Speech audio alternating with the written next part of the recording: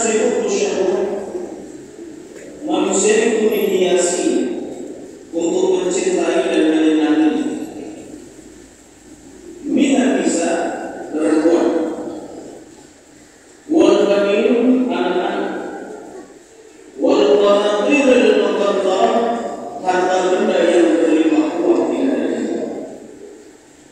Bahkan di ayat ke-14 ini Allah mendeskripsikan apa saja harta yang berlimpah ruah itu. Minat dahabi wal fiddah, emas, perak, wal khailil musawwamah, kuda pilihan, wal an'ami wal harth, hewan ternak dan sawah liar. Al-Quran menggunakan terminologi atau istilah-istilah yang tetap akan tetap relevan dengan perkembangan zaman sampai hari ini, bahwa sesuatu yang berharga dalam kehidupan manusia yang pandangannya hanya materialisme dan kebenaran, di mana dia meletakkan kebahagiaan dan kesenangan hidupnya hanya kepada materialisme itu, mencakup di dalam 3 hal ini: perempuan, anak-anak, harta benda yang melimpah. Semua itu disebut oleh Allah Subhanahu wa Ta'ala sebagai mata. Mata dalam bahasa kita adalah perhiasan, kesenangan, keindahan. Yang mana keindahan masyarakat ini sesuatu yang sifatnya palsu, sesuatu yang sifatnya melekat, tetapi tidaklah menyatu. Oleh karena itu masyarakat ini Al-Quran sebagai pedoman dalam hidup kita menyajikan kepada kita cara pandang atau yang disebut oleh para filsuf dengan istilah optim, pandangan hidup seorang manusia. Bagi kita, pandangan hidup seorang muslim.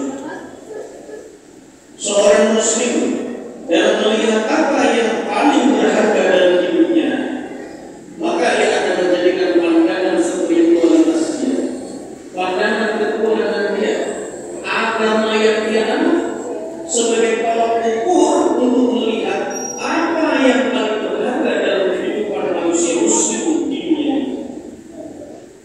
Kalau kita lihat ma'asyiral mu'minin yang Allah lihat, yang paling berharga dalam kehidupan seorang mukmin itu ternyata tidak terletak pada benda, bukan pada perempuan, bukan pada anak-anak, bukan pada harta benda, tetapi pada yang Allah sampaikan di ayat 15 di surat Al-Imran. Qul a'unabbi'ukum bi khairin min dzalikum. Katakanlah wahai Muhammad, maukah aku beritahu kalian sesuatu yang lebih baik dari semua itu, dari perempuan, dari anak-anak, dari harta benda yang berlimpah.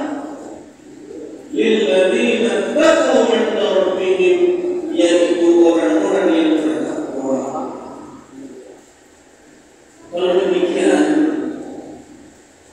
jika pertanyaan ini kita jawab dalam perspektif kita sebagai seorang muslim yang memandang dunia ini dengan spiritualitas dan ketuhanan, maka kita akan menyatakan yang paling berharga dalam kehidupan ini adalah takwa.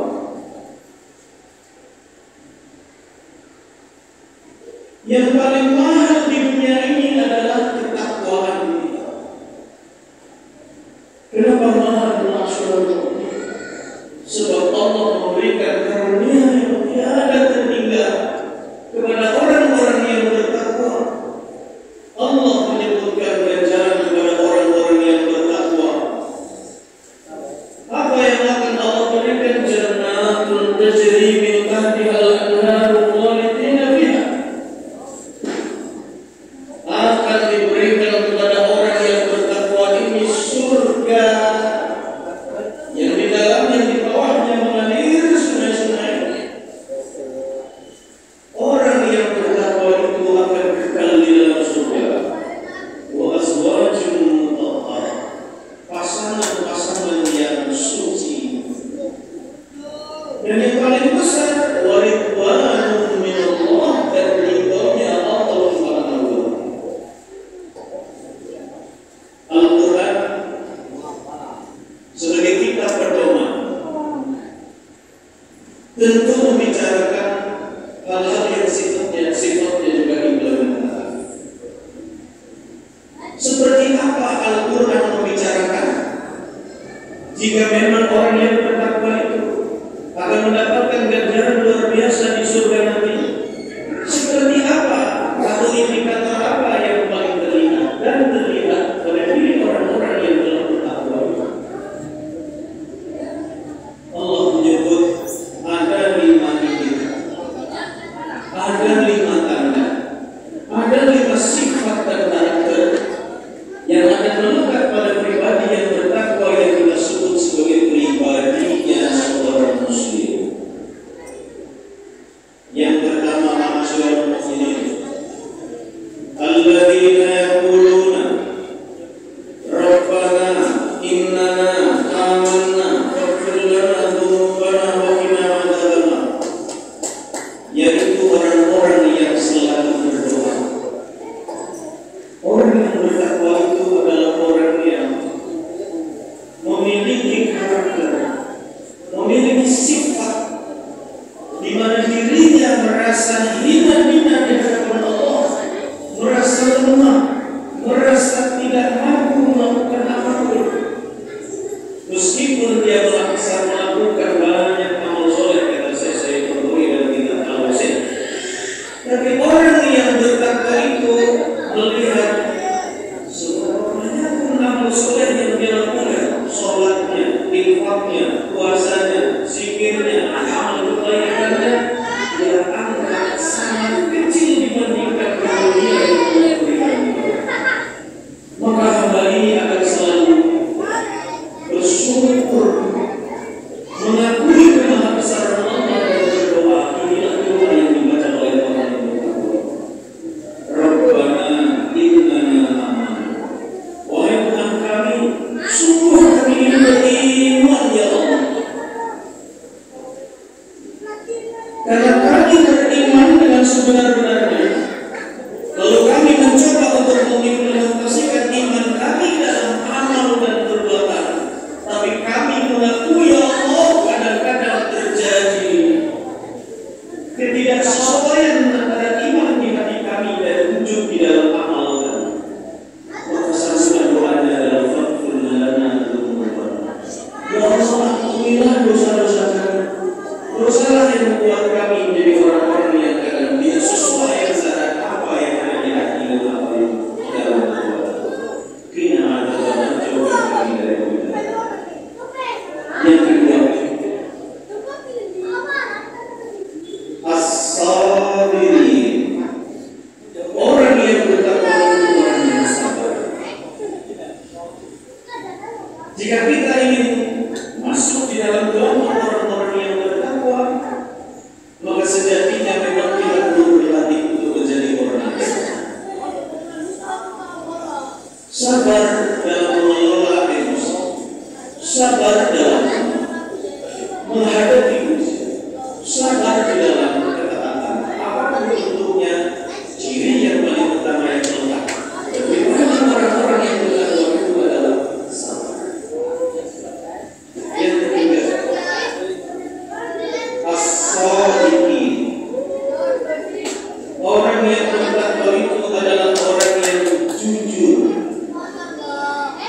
orang yang menjanji kebohongan dan kedustaan dalam semua aktivitas kesehariannya. Bohong bagi dia, dusta bagi dia, sesuatu yang ini betul-betul dijauhi.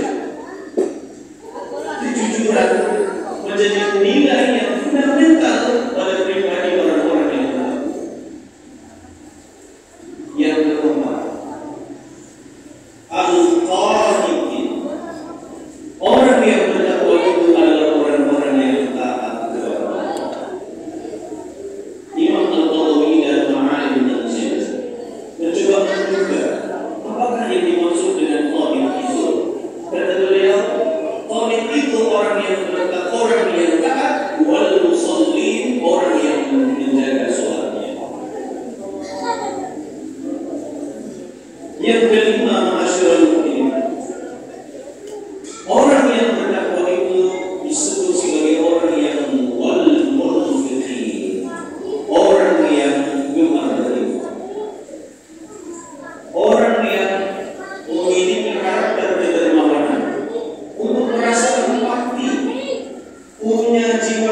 sosial yang tinggi terhadap penderitaan, kelemahan yang dialami oleh manusia.